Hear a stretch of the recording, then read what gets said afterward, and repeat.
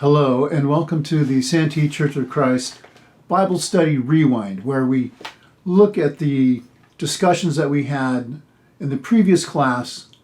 So if you missed the class, you can do a brief overview with us at this time and just kind of catch up on the class. We are currently in the book of Deuteronomy in chapter 16.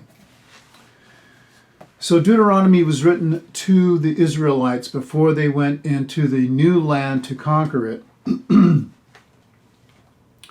And chapter 12 is the major division where God starts dispensing directives on specific laws and how to live in the new land. He does it throughout the entire book, but chapter 12 does have a major division. There's no history behind it, and the things that they were doing previously for God to explain to them why he's telling them these things. He just gets into the heart of the matter. Chapter 12 talks about establishing a proper place to worship, the place that God establishes. 13 speaks of removing the heretics from the land, whether it be a prophet or somebody who claims to be a prophet but isn't one really and looking to lead people astray, or even if it's one of your own relatives. God explains what to do in those cases. Chapter 14 goes over proper foods and tithing, and chapter 15 is about giving and community and lending to the community and to the outside nations as well. So there are guidelines there that God goes over.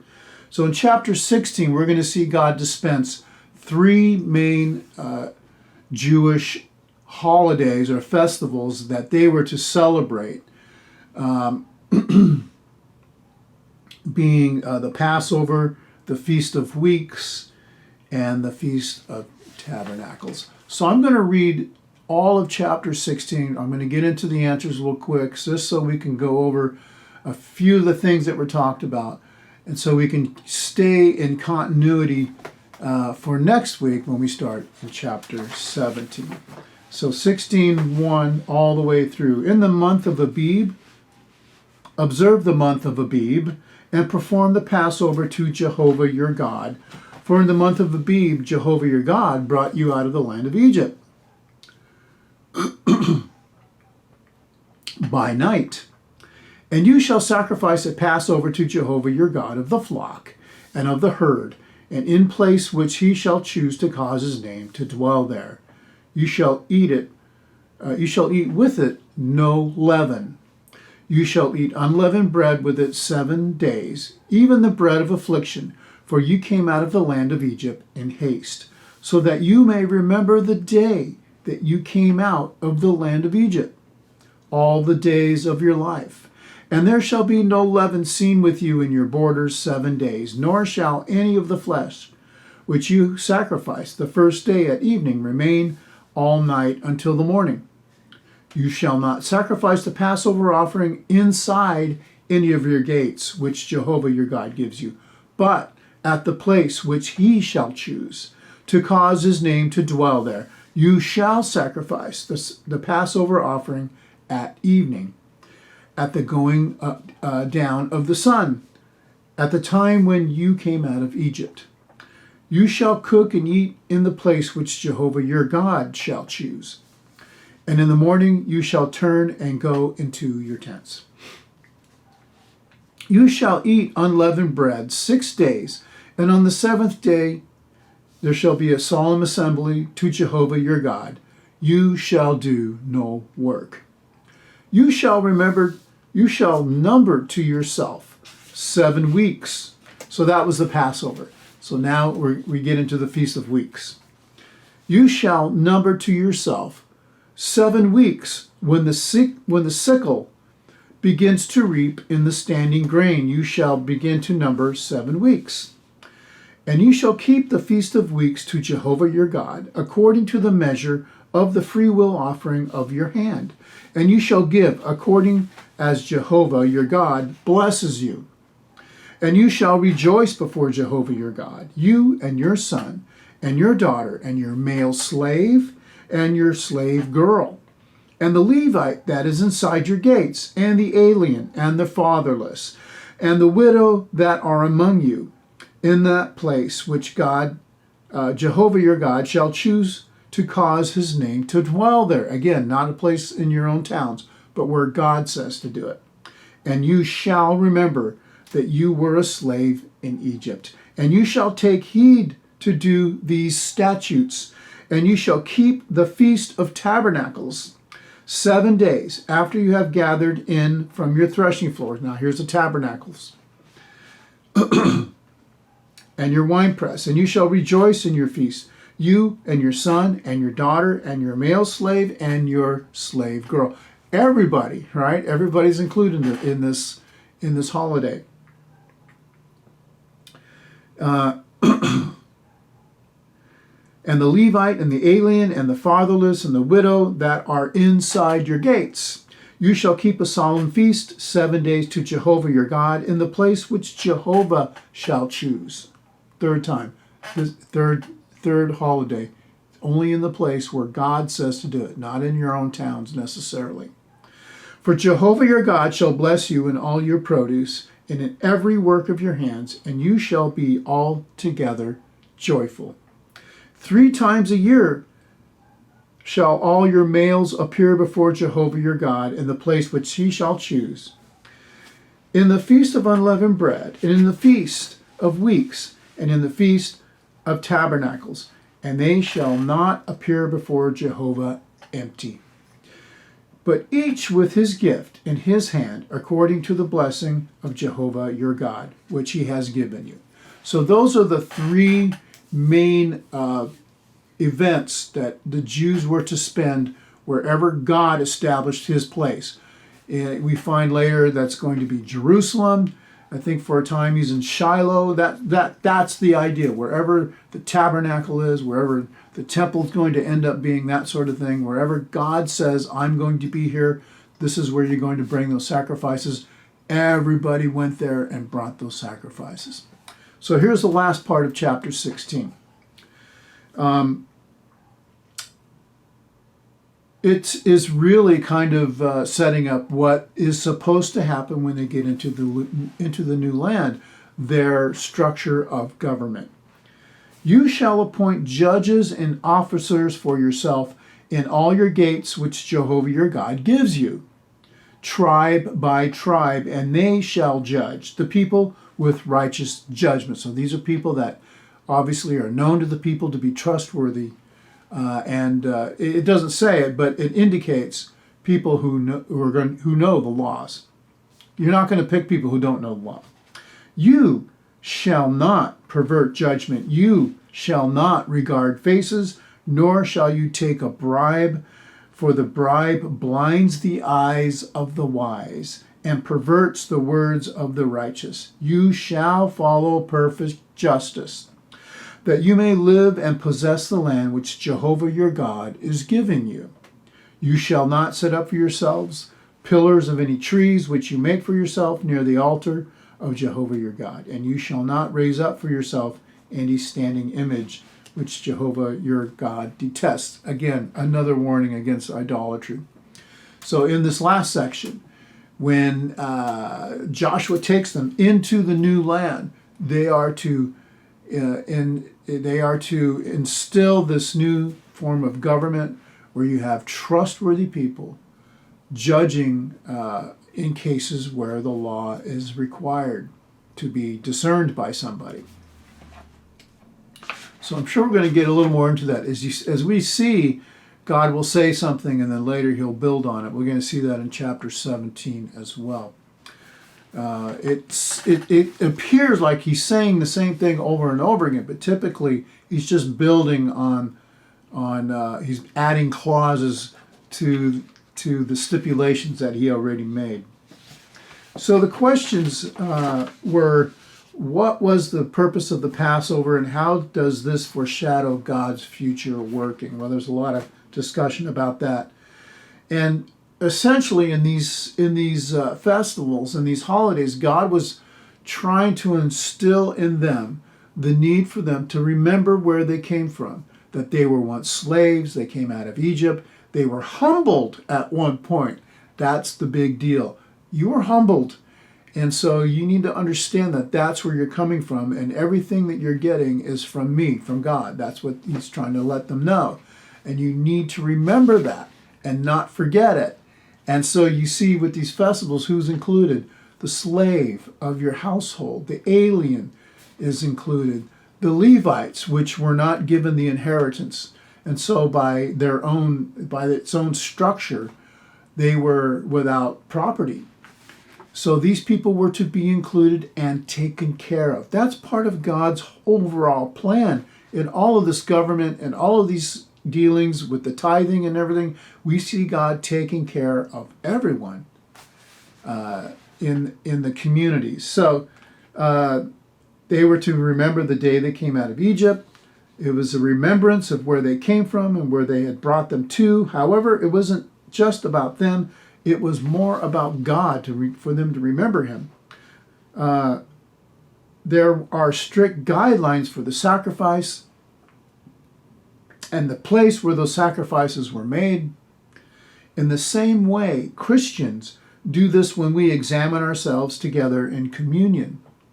We gather at the appointed place by God. We look to the perfect sacrifice given by God and consider its impact on our lives and our position before God and where he has brought us to spiritually.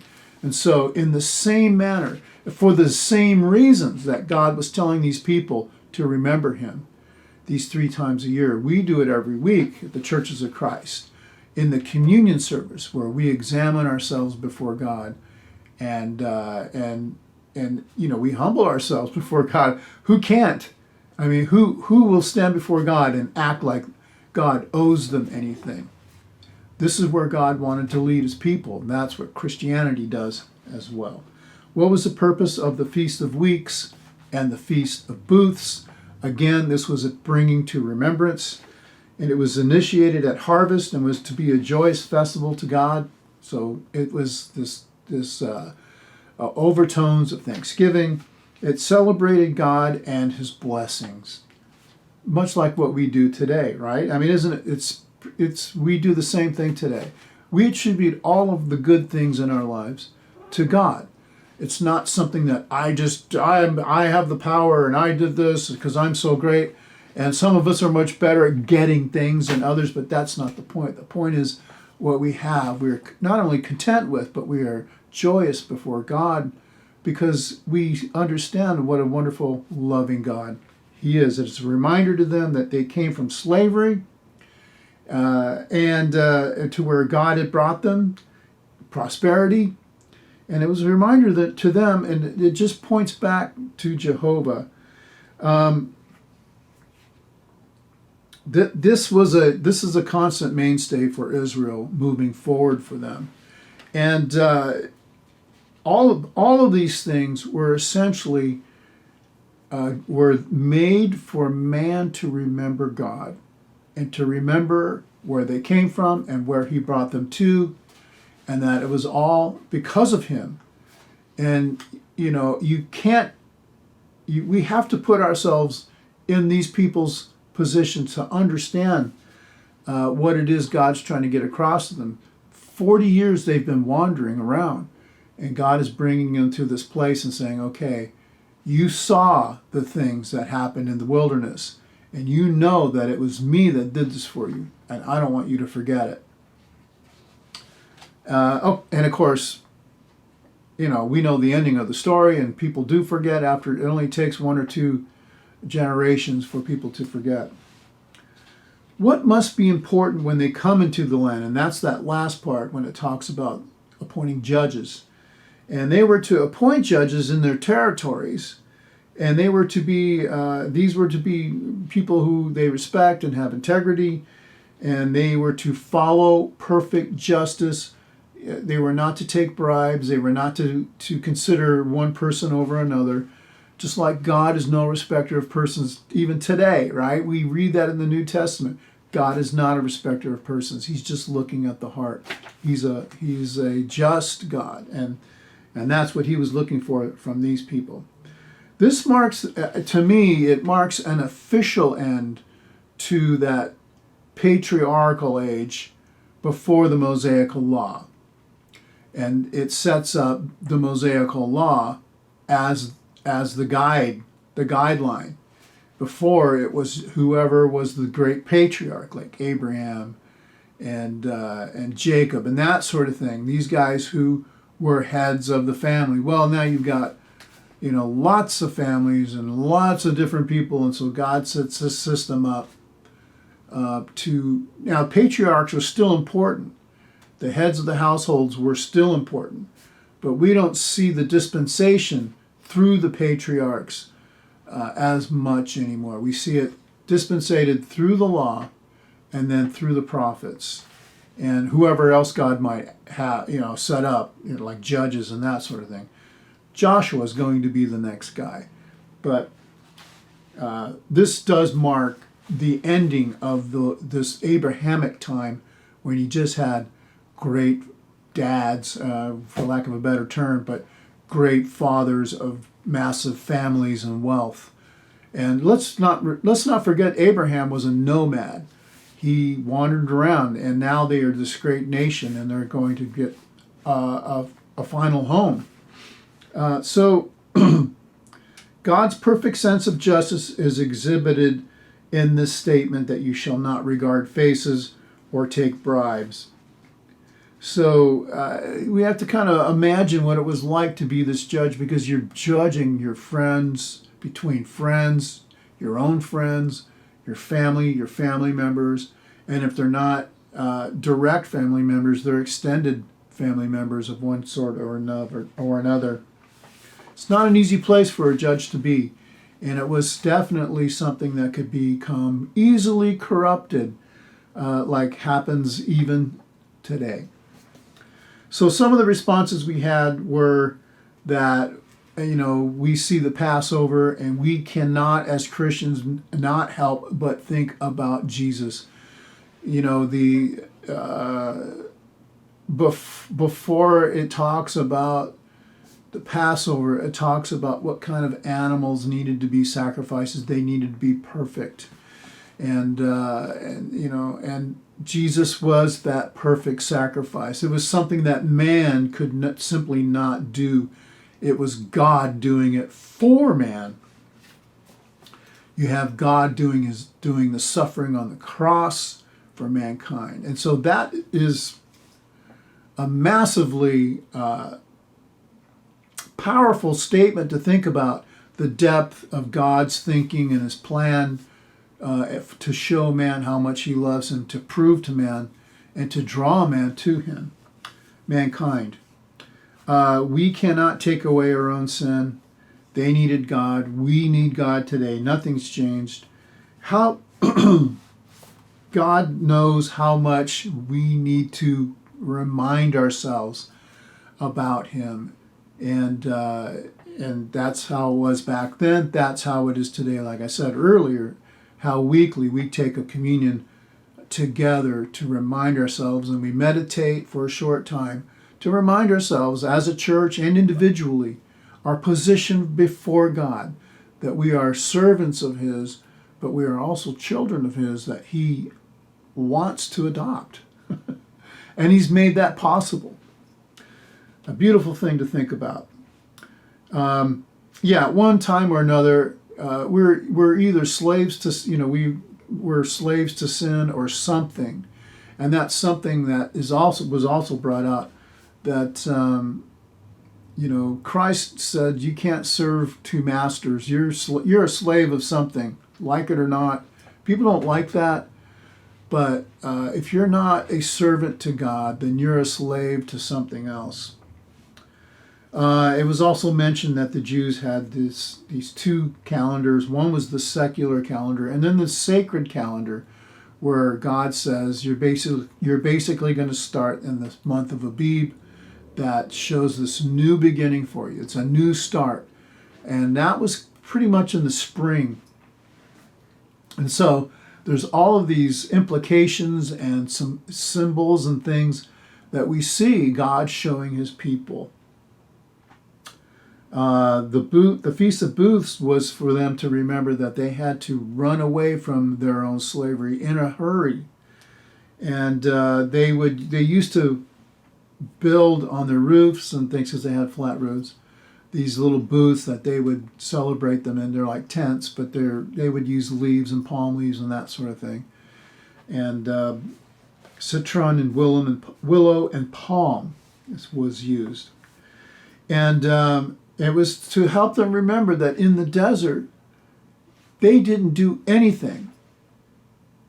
God did everything for them. Everything that was there taking care of them, even down to the manna which they ate every day, that was given to them by God. And this was a remembrance for them to remember, you rely on God, just like we do today, just like the Christian does today. We rely on God. And nothing, again, nothing has changed, even in all of these hundreds and hundreds and hundreds of years. This was all to give the glory to God. Amen to that. And God is just, so we practice these same things today. God is impartial. He brought salvation to the Gentiles in the New Testament era, although God made provisions for the alien who wanted to follow him even before the time of Christ. And what I mean by that is he told his people how to treat them.